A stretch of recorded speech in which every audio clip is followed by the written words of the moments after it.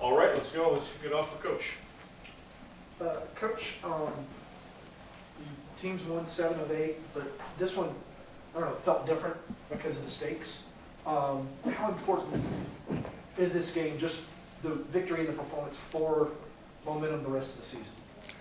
It was very important. I mean, perfect week, 9 points out of 9, scoring 10 goals. I think it was great. Even though I just told the players, even though we never like to concede goals, what I liked was the reaction. So in the 2-1, you can see the mentality of the team. You can see them continuing playing, continue fighting, continue winning duels, and then they create a few more chances. And that's the response I want to see. That's a response that is gonna put us in a good place. And I love that. I could test, they could test the mentality of the team, and the mentality is good. I really think that it was a big improvement. Many congrats to DC. They're a fantastic team. I think they're aggressive, they are fast, they are looking always for chances to go direct and attack as soon as possible. It was an entertaining game. Congrats to their coach. He's done a great job. And but for my team, I'm very happy with the reaction. That's what I'm happiest the most. And is Joseph Martinez okay? He looked to be limping near the end of the game. Look, Joe is a warrior. Joseph is a warrior. He is a fantastic player that has been struggling with many things in his knee. The traveling to the international games always probably is not the best timing, and that carry on a little things in his knee. I was a little bit worried about that, but he's a warrior. I told him, hey, if you feel something, just let me know. I pull you out, and he compete as a warrior. They are testing him now. I think he's okay. He's just sore. 3 games in turf. I think it's not easy for him and all the injuries he have had in that knee. So, but I'm very pleased again with having a warrior that cares about the team, that cares about the club, and continues performing and playing, even though he had a little bit of an issue there. Okay. Gonzalo, congrats on the win. I wanted to ask you about, were you happy with the way the team resolved and solved some problems? DC was pretty narrow in the first half. It looked like they wanted to stop that downhill transition from Atlanta. It was working. The wings were open. Were you happy with the way the team was resolving some of the issues throughout the match? Yeah, at times. I feel like at times we were attacking the spaces that we wanted to attack throughout the 5-3-2 that DC presented today. I felt that at times we can do better, and that's what I just told them, that we can continue the improvement. We can reflect after the film and see in these type of games how we can attack better. But overall, I felt that we created enough chances and enough opportunities out of good football, connecting passes in between the lines, attacking the back, and that balance is the one is going to give us many chances to score goals. Is the balance when to play in between the lines and when to go in behind. So those counter movements that we were creating at times, especially on their left side, our right side, I felt it was very good. But on our left side, we were connecting better in between the lines. So it was a little bit of a balance there. So I'm happy, but still looking for opportunities to improve there. Nick, you bring on Luis, and you look very fresh, but you take off George. What was the decision behind that? Yeah, George was a little bit tired. He looked to me a little bit tired, and I didn't want to risk anything with him. That was the thought process, but at the same time, I wanted to be a little bit more aggressive on the right side. I wanted to put 2 sprinters on their left side with Luis Araujo matching up a little bit, Tony Alfaro, and then Brooks Lennon against Paredes, and see how that went. Obviously, that was a bit of a risk because we were men for men on the back with the center backs, but I was willing to take that risk because I felt that if we scored the third one, we had big chances. So it was a bit of a risk. I would reflect on that one. But I felt at the end of the day, Luis created a couple very good chances on that side, and Marcelino was creative on the right side for the third goal. So I felt overall probably worked very well. And then finally, do you have an update on Miles Robinson? Yeah, well, I have the stats. Miles Robinson, we gave Miles a little bit of a rest. Why? Because from July the 11th to September the 15th, in 66 days, he played 16 games. Minutes played, 1,425 minutes played. He played in average almost every 4 days. The miles in air travel, 16,395 miles. So that's a lot. So my sports science, which I'm very proud of the sports science department that we have, they gave me this data and I said, we need to give him a break. And it's not just physically, again, guys. He's young, he could have probably played this game. It's not about physicality, it's about the mind. I'm concerned about he have had a lot of stress, Gold Cup, then the other tournament, then these qualifying games, and a lot of stress in his mind, and I really wanted to easy that path for him. At the same time, I'm very happy that I have the ability to do that because I have other players that have been performing fantastically. George Campbell is one of those, Anton Walks, Alan Franco, even De Jong today, we needed from him, and he has done fantastic, and that's the mentality I want from the team. It doesn't matter who plays, we have to play the same style. And they are doing that, they are buying into that idea, and that's why I'm more happy, not just giving the rest to Miles, but having the opportunity for others to perform.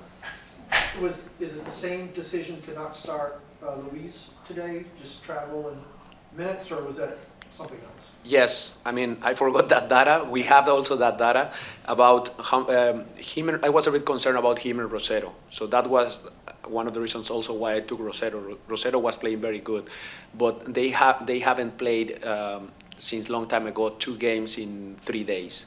So I was a little bit concerned about that. That's why I rest Luis. But also I knew that in the second half, with fresh legs, with open space in transition, he can help us a lot and he can be very dangerous. So it was like a little bit of good card to have on the back of my pocket to use at the end of the game, and I felt that it worked very well. We keep asking you about Barco, but he keeps producing. So keep asking. I mean, from the Olympics, I don't know if he is a different player, but the results are certainly happening when they weren't happening nearly as consistently before. Is there anything that you sought to do differently with him after talking with him that other managers may have tried, or No. just trying to figure it out? No, not at all. I will never take that credit. It's all Barco. It's all Barco. I don't know how he trained before. I don't know how he played before. I couldn't see it. But what I know is since I am here, I can see a very hungry player, a guy that wants more and more and more, and is looking always for opportunities, not just in the games, but in the training sessions to impact the attack. And that's what I'm seeing for him. So it's about him and his mentality. Again, I think he's a little bit more mature too, a little bit more taking more responsibilities at the right time. And also he looks a bit more professional to me, a little bit more like a more mature player that knows what he's doing on and off the field. And all that combined, I think, is Barco's credit, and that's why we are seeing this Barco. Again, I don't think we're seeing the best Barco yet. I think still he can give us more opportunities and way more because he's super talented. So his ceiling is super high, and I hope he can reach that ceiling this season at the end of the season. Were you stunned that he took that shot on that free kick from that angle? We just practiced that one. I mean, no, just kidding. I just told Barco that, like, hey, that's exactly what we work on. And no, it is not. It's all on him again. It's the confidence that he has on his abilities. It's again his confidence, his mentality. He always have had that talent, always. We all saw that since day one when he just joined the league. But it's his mentality, it's how he approached those moments with confidence, taking those risks, and then just performing. So it's all on him. Gonzalo, I wanted to kind of drill down a little bit more into the sub that you made to bring off Campbell, because I think myself and a lot of fans are wondering what is the best shape for this team, what is the best kind of 11 players that you can put out there, because if you go with the back 4, then you're leaving 2 great center backs on the bench. You know, if you go with a back 3, then maybe you have to make a tough decision in midfield or in the attack. Do you know, like, do you know what the kind of the best shape is, or kind of the best, you know, the system is for this team with this personnel? Well, welcome to my world. That's always in the back of my mind. What is the best shape for the team that includes the best players in the best positions, and I'm still working on that. I cannot tell you now. I told you at the very beginning that I wanted to be more consistent in the lineups formation to give them stability. So I have to reflect on that, because what we are doing, rotating a little bit here and there, is working, and is managing the fitness levels for everyone, keeping the intensity on the field, but also at times I think we can be a fluid team where we can go from back five with 2 center mids, with a diamond in the middle, as we try to start today, and then just Joseph up front, sometimes the 5-2-1-2 that we tried last week. I mean, I think we have a fluid team that can work out of different tactical shapes. Again, guys, the tactical shape, it doesn't matter. It's about the principles and the style and the characteristics of the players that make a team to be successful or not. So I'm not very concerned about that. I'm more concerned about really finding the right spots every game for my players so they can perform at a high level. That's all I'm concerned. Felicidades, buen partido, se Muchas ganó, gracias. ya lo decía, 10 goles en 3 partidos, importantísimo. Ahora viene Filadelfia. Si lo has estudiado, lo has visto, y si pretendes jugar de visitante con la misma intensidad que lo has hecho acá en Mercedes-Benz. Sí, gracias por la pregunta. Tengo grandes respetos para Filadelfia. Creo que es una franquicia que Jim, su coach, ha sabido trabajar al paso de los años con un estilo de juego muy, muy interesante y muy definido, que creo que hace quizás fácil el trabajo para el escauteo, porque sabes cómo juega Filadelfia, sabes su estructura táctica, sabes un poco sus tendencias, pero es difícil pararlos a veces porque son un equipo bastante bien trabajado de hace mucho tiempo, y será un partido muy, muy difícil, especialmente yendo de visita.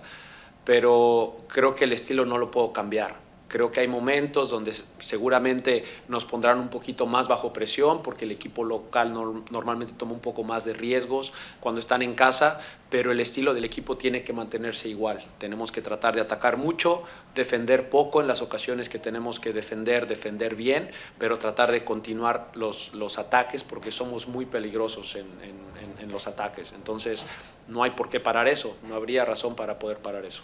Otra cosa, lo dijiste en inglés, pero me gustaría que lo dijeras en español. Lo de Miles Robinson, ¿cómo está? ¿Está bien? Sí, decía un poco de que tengo las estadísticas de Miles Robinson, por lo cual le tuvimos que dar el descanso de julio 11 a septiembre 15, 66 días. Ha jugado 16 partidos, ha jugado 1.425 minutos en promedio cada 4 días, y las millas de viaje, 16.395 millas. Entonces, el departamento de Sports Science del equipo me ha pasado estos datos y hemos analizado las oportunidades para poder descansarlo.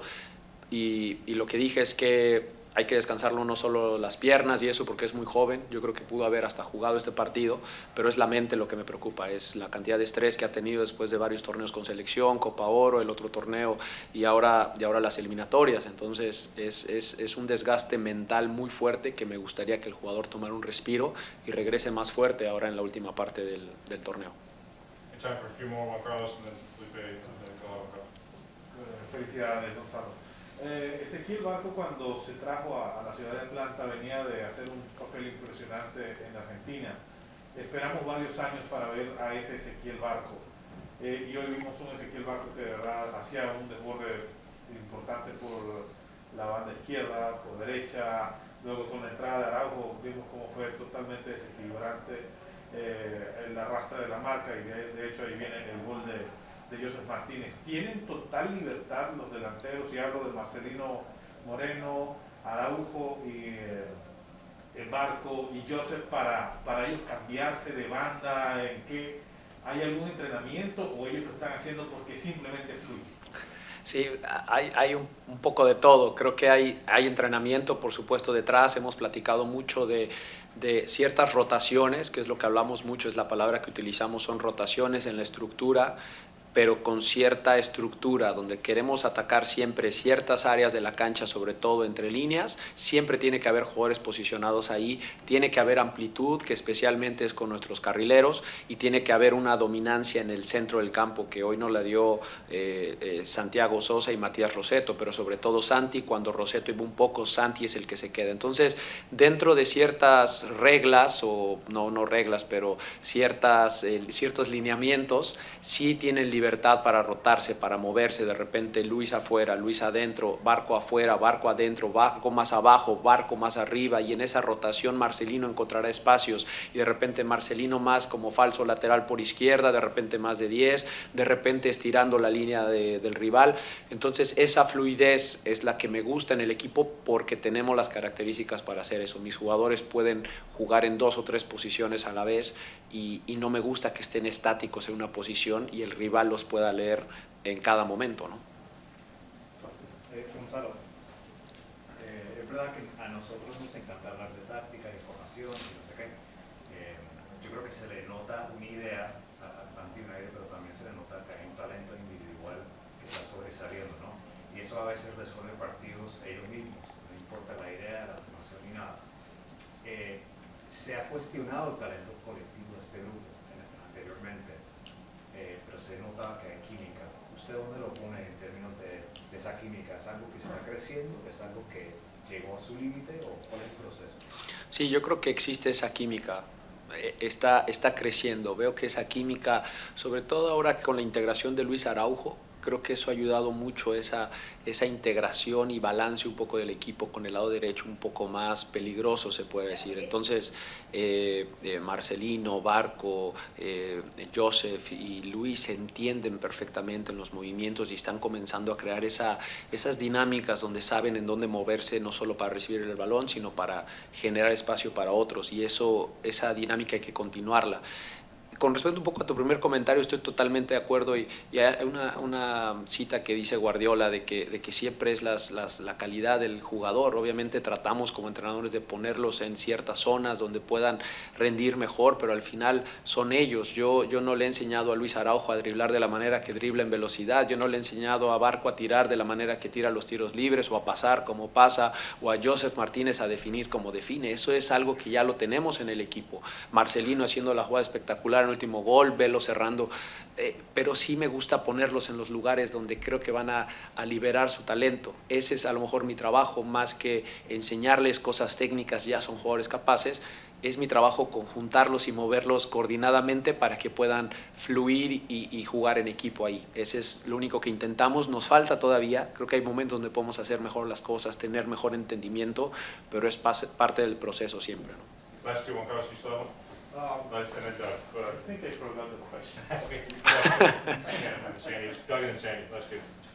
Yeah, after the game, the players climbed up on the podium and celebrated with the fans, which I can't remember the team ever doing, Yeah. other than maybe MLS Cup in I the think it was past. for United and Conquer. I don't know if you know more, but the United and Conquer did. But it was up there, but- Yes. Was that it, or was Yeah. that the players' initiative, or was that your initiative? No, I didn't know about it, but they told me it was about United Conquer kids. Okay. So I'm very happy that they did that. Again, I'm very happy about the connection between the fans and the players, and that was a great picture for me. I just stand there and enjoy that moment where the fans were singing, the players connected after a victory. I mean, what can be more perfect than that? Sandy, last one. This game was kind of chippy at times. I think DC committed 25 fouls. Do you chalk that up to the stakes and to playoff teams and the intensity there? And were you pleased with how your players responded to a physical matchup? Yeah, I think that we have skillful players. So for me, that Barco is fouled many times is kind of normal. If Marcelino gets fouled, if Luis Araujo gets fouled, if Joseph, that's kind of normal. Actually, in the training sessions, sometimes I don't call fouls. I prefer to let the play go, and they are getting used to that. So they get a hit and they are looking for the ball and try to play immediately, because I like that reaction. Like, fouls are normal in football. It's more referees management, and I won't be in that conversation in publicly. But for my players, I like that they are always looking for opportunities to play, not complaints about fouls, about anything. That's part of the game. So I think my players were in a very good statement on that regard. Thank you. Thanks, Coach. Okay. Thanks, Rick. Thank you. Come on in. Thanks, Coach. Thank you.